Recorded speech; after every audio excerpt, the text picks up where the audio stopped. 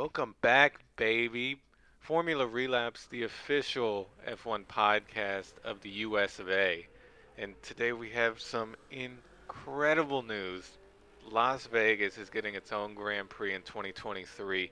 That's right, Sin City, the city of unlimited buffets and heart attacks and gambling debt and crimes against humanity. It's all coming down in one place. You forgot one really important one: strip clubs, and a second one: machine guns. Yeah, you can do all that, and I mean, I would love to see some Formula One drivers go out to the gun range in Vegas and shoot a Dude, 50 cal. wouldn't that be awesome? You know how like they do all these like promotional videos before every race where they do something that's very unique to that country. Like when they go to the Netherlands, they're eating stroop waffles. When Yeah, they're in the U.S., they're like shooting machine guns and shooting probably smoking fully a J. automatic weapons. Yeah, that'd be insane. Yeah, weed is legal in Nevada, but I don't think they're gonna smoke before they race. Who We'll see. knows? We'll see. Max actually today he was commenting. He's like, "Yeah, I actually don't know if some racers will make it to the race." Speaking to some of the things that hope and happen down there in Vegas, so I'm pretty Damn. excited for it. The track looks pretty awesome, and obviously Vegas. I think as an American it's pretty boring, but international community, a lot of people think of Vegas and they're like, "Oh, that's super awesome." There's a lot of gambling, and it's like what happens in Vegas stays in Vegas. So I think it'll bring a lot of recognition here to the area as well. Yeah, I mean it's a place in the middle of the desert that like just siphons money from human beings and it's really kind of a deplorable place. But another race in the US of A, I do not care. They could put it in Alaska for all I care as Yeah, long as we get Montana. more in the states. The, Well, the Montana, Montana GP. we don't talk about them. But I don't know if you've seen the layout one. It reminds me of Hockenheim, the old school Yeah, it Hockenheim does. where you get that huge straight into a winding turn back into a huge straight. It's And like a big old square. yeah, I for one, have you ever seen pictures of Vegas or been to Vegas? They have this huge long strip with casinos on top of each other basically. And they're going to be racing right down the middle of that in the fastest part of the track. For the track to change probably slightly, I could see that. But I think they're going to keep that iconic straight The strip, all the way yeah. down. Yeah, the It's strip it's down the kind of middle. like Monaco, right? Passing through some of those iconic areas. This is what it's Yeah, going to mean to Las Vegas. but Monaco, instead of boats and fancy rich people, it's people on the side of the road begging for money and half-naked dancers. But Alcohol that's just poisoning. and alcohol poisoning and people selling drugs and smoking weed in public. But that's just Vegas for you, But I it's guess. it's it's the U.S. Monaco. Yeah, this I is actually feel oh like my Miami is God, going to be a yes. little bit more of the U.S. Monaco. But Las Vegas, obviously huge kind of representation across the globe. Everyone's very familiar with it, and the layout actually looks pretty awesome. You're saying it looks like Hockenheim. They say it's going to be about 50 laps. It's 14 total turns with a top speed of 212 miles per hour. I saw the kilometers thing, but I was like, this is for Americans. That's irrelevant. Yeah. And so I think it's going to be a really cool track. And I know back in the 80s, they were hitting a lot of cities like Las Vegas. They even came to Dallas once.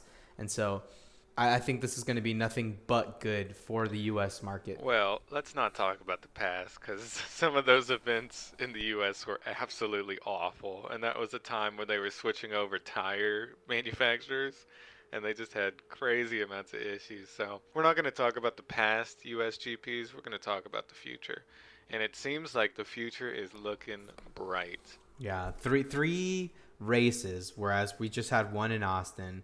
They're just adding one with the Miami, and now they're adding Las Vegas. So we're now up to three races here in the U.S. And actually, I was watching the press release, and they actually accredited a lot of kind of the growth to the Drive to Survive series, which I thought was pretty interesting.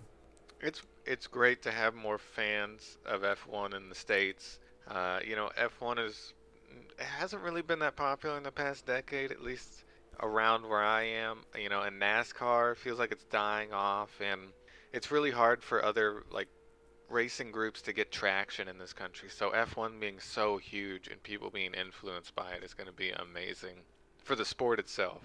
They actually covered as well on kind of the younger crowd. So I know the philosophy for F1 management since Liberty Media Group has acquired it has changed. So back then they were like, we want to focus on old, wealthy people, generational wealth.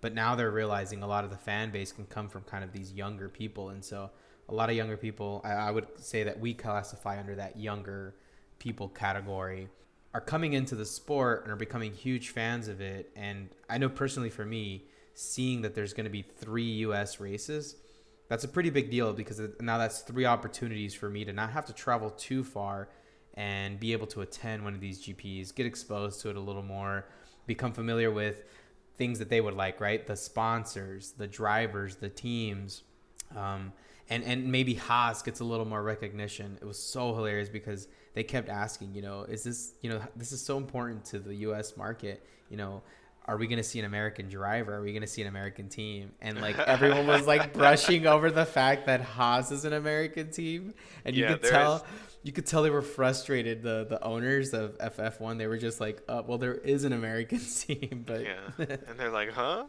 Really? The one that had the Russian flag on it last year? yeah, Yeah, we don't talk about that one anymore, right?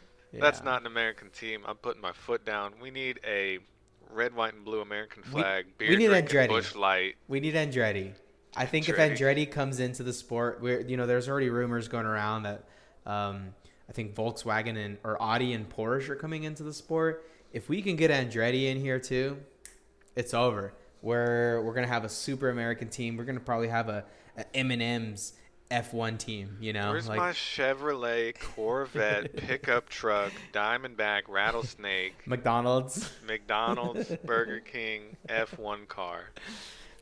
I, Where I is it? I think it will happen if we get a team like Andretti into the sport. But obviously he's his own brand, so maybe they'll want to advertise their own things. But I think this Las Vegas race is going to be nothing but good news for the U.S. market, and I think this is going to do nothing but increase the popularity here in the U.S. Yeah, the only thing I worry about is the track itself. If they half-ass it, it's going to be so uncomfortable for the drivers.